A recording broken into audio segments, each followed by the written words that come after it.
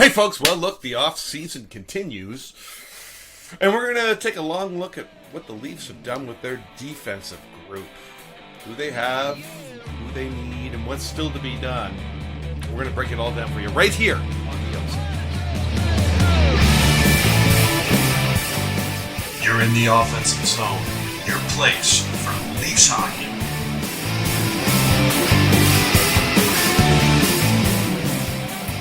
Hey folks, welcome to the OZone. That's Coach. That's KD, and I'm the Devo, and we're here to talk all things Leafs. Listen, folks, remember to subscribe. Ring the bell, then you never miss any content. Also, share the video with your friends. This is important because it helps broaden the audience. Leave a comment to these videos. Look, we take your comments very seriously. I'm looking at you, Bill, in Brantford. You've given us some good comments. We're going to address those in some future content. We listen, we take it seriously. It helps guide us. So thank you so much, and we appreciate your loyalty watching the pod. Okay, let's get after it. We covered the forwards and the goalies in a previous pod. You could probably find that somewhere up here, folks. Today we're going to look back at this offseason, and we are going to address the defensive roster that the Leafs had. Boy, they have a lot of left shot defensemen, don't they? Not a whole lot of rights. It's a bit bonkers. KD, what are your thoughts on this grouping?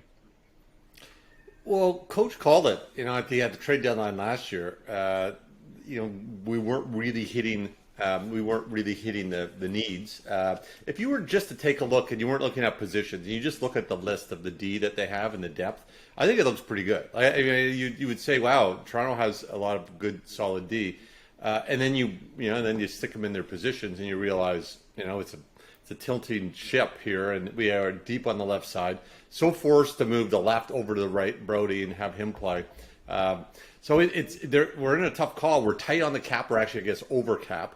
We have we do have the bodies to play. We have some young guys that we're trying to elevate, but there's old guys in the way. And then because of the we have that's the ton of guys on the left. Guys like Sandin are going to have problems getting themselves into the lineup. So it's a pickle, and I'm not sure how they're going to sort it out. I mean, there's certain some binary steps that we can take, but you either lose a guy like Muzzin and a heavy body, a big hitter, and a playoff performer, and a guy who's great in the dressing room to save some cap room to be able to move the young guys up, but then you lose him. So you got to try and replace him. You can kick out Sandin, but Sandin might turn into an Anton Strawman maybe. And you want to develop these young guys, and they're playing virtually for minimum wage at the moment. So you need to have some of those guys in the lineup. So it's a tough call. It's a tough call. Yeah, it's true. Coach, this is your wheelhouse. We've been harping here on the right D situation with the Leafs for a long time. Probably since before the OZone was even a twinkle in Kev's eye, to be honest.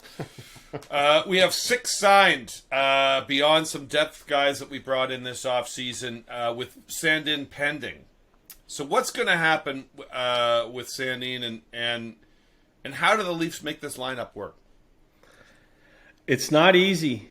My goodness, it leans more left than Canada's politics right now on the Leafs blue line. It is. You might argue TJ Brody is more effective on the left too. Plus the 2 depth guys they signed, which hopefully never play. Those guys can't play. They also both shoot left, Mete and Ben. Sandin is interesting. He has no leverage. If he's going to sign, he's going to sign here. The club really pulls all the strings. He can hold out, I guess, but if he wants to play, it's here, unless they decide to move him. And you're right, Kev. He is not better than any of the other 3 left. He's not better than Riley. He's not better than Muzzin, and he's not better than Giordano. But you can't sit him because you can't make him a 7th D. You can't do to him what they did to Justin Hall 3 years ago and have him in the press box for 70 games. He has to play to develop. It's a tough situation. I think what they're going to try and do is sign him and see if he can play the right side, in which case the domino maybe becomes Justin Hall. But that doesn't leave you with much of a safety net on the right side, and that leaves you with one guy on the roster with a right curve. So it's difficult. Now, how do we get here? Yes, the ideal thing at the trade deadline would have been to trade for a top 4 right D. We all talk about that. I will give Dubas maybe a little credit here. I don't like doing it. But maybe that guy wasn't available. So Giordano was a solid pickup for us. Sure. And if he offers to come back at minimum, you have to sign him. You can't not sign the guy. He's still effective, right? He's going to go do a Spezza deal for us. You have to take him. But now it creates a bit of a glut there. It'll be interesting to see how this shakes out. But I can't say I didn't tell you so. Yeah, no, I mean, I think that's... Anyone who's familiar with this pod is going to see that probably night in and night out from us. Look, it seems obvious the Leafs are going to need to do or see what happens with Sandin. I mean, I guess you can get some sort of an offer sheet too, which may force the issue. But after that, the dominoes are going to fall. The Leafs are approximately $1.5 million over the cap. That's okay, I think, until training camp starts this summer. You're allowed to be, I think, 10% over. So it's okay to be over. But if we're assuming Sandin comes in somewhere near $2 million, the Leafs are going to need to move out approximately $3.5 million worth of salary in order to make it work. And, we've talked about some of these scenarios already. The obvious ones are Hall and Kerfoot. Both are sort of young guys that have, some trade value and some value to the Leafs, quite frankly.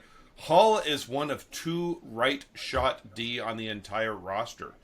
So this never made sense to me. And if they move from him, the D, I know what Coach said there.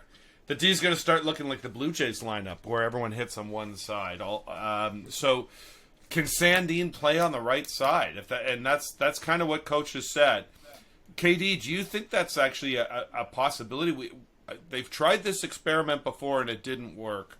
Is this really what management thinks is the solution? Yeah, I don't know. I mean, you would have figured at some point over the last year and a half, he would have had more reps on the right side. He had virtually none. So it leads me to believe, unless they're absolutely desperate, that's a plan B or even a plan C. But here we are. We're over cap. Then we got too many lefty, and we got to sort it out. So wouldn't you trade him? Like at this point, because you're already over the cap, wouldn't you try to trade him for something that you can actually use? The question will be: is he going this way? Is he intersecting Muzzin? Muzzin's coming down the hill, Sandin's going up. Are we still here? If there's a gap, then you keep Muzzin. But if Muzzin is here and Sandin is sort of right on top of him, then you're probably better off to trade Muzzin. Again, Sandin doesn't offer what Muzzin does. He just doesn't. Arguably, Sandin can do some things that Muzzin just doesn't. So the question will be, again, what they believe where the trajectory of Sandin is and where he is in that development. Because if he's still down here, yeah, maybe you trade him. But if he's up there and you think, he was right there, we didn't give him a shot, we want to give it another shot, then I think you gotta move Muzzin. It pains me to say it, but Muzzin makes the math work, and it allows you maybe to shore up the forward group going into the season with the idea that maybe at the trade deadline you can pull some deal and get a heavy right D or whatever at the trade deadline. But it's gonna be, like it said, roll of the dice either way, right? Yeah. Okay. So let's talk through that scenario. So folks, this scenario KD's brought up is really, if you move Muzzin out, you clear up a ton of cap space, and you open up room for Sandin, which would allow you to maybe invest some firepower up front. Moving Muzz would be pretty hard because he still has that no trade clause, which doesn't really become manageable until next year. But maybe you find a dance partner that works with him, and maybe his wife wants to live somewhere else, or who knows. But he's a vet and he's a leader. Sandin's not either of those things, but maybe the move, makes sense if you're betting on the end of the year rather than the beginning of the year. Coach, what do you think? So by the way, those were sweet graphics. That was a curve, right? I got to hand it to our graphics department. Is he here or is he here? Is he on the ulna or is he a carpal guy? Yeah.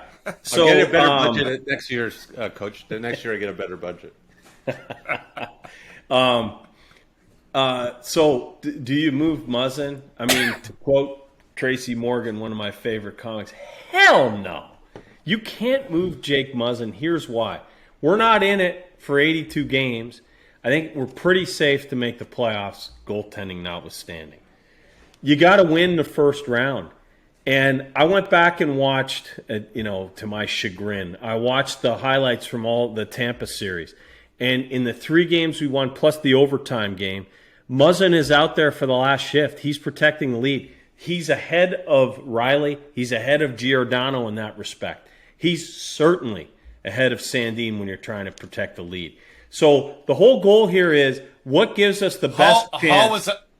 Hall was out there on 2 of those games too, yeah, though, Coach. Yeah. He has a right curve. Brody might have been tired. But what gives us the best chance of winning a round? And unfortunately, it's still Muzzin until proven otherwise. But you sure like Sandin because he's cheap, right? And he probably does have some upside. I liken him to maybe Samuel Girard in Colorado. Like, not a top pair guy, but he can play. He's a little guy and he can play. I look, nothing needs to happen. Nothing's going to happen for a little while. You can go into camp with this. But by the end of camp, it's got to get sorted out. God forbid there's an injury. If there is, maybe it gets clearer. But the other part about moving Muzzin is who's going to take him? 5.6 and change. I don't know that you get anything back. And then you're worse. You're absolutely worse if you give up Muzzin for nothing. You can't argue against that. And we're in win now mode. Why are we getting worse? Yep. No, I think it makes sense. KD, anything you want to add to that? No, it's all true. It's all true. Like it's a conundrum. Like they're in a tough spot, and I don't know which way they're going to go. I mean, I don't know. Yeah. Yeah, I think the player's going to make up his mind. I think Sandin's holding out for some hope and a prayer that he can make a little bit more money on this deal, maybe get some term or something out of it. But as you said, which then makes it even more important that you play the guy and just makes it more of a conundrum. Look, if you're stumping the OZone, it's a problem. It's a tough problem. There you have it, folks. We're not quite stumped yet. We're going to work this out off-season out. We're going to be here for you. So you keep tuning in, and we're going to break it all down for you right here on the OZone.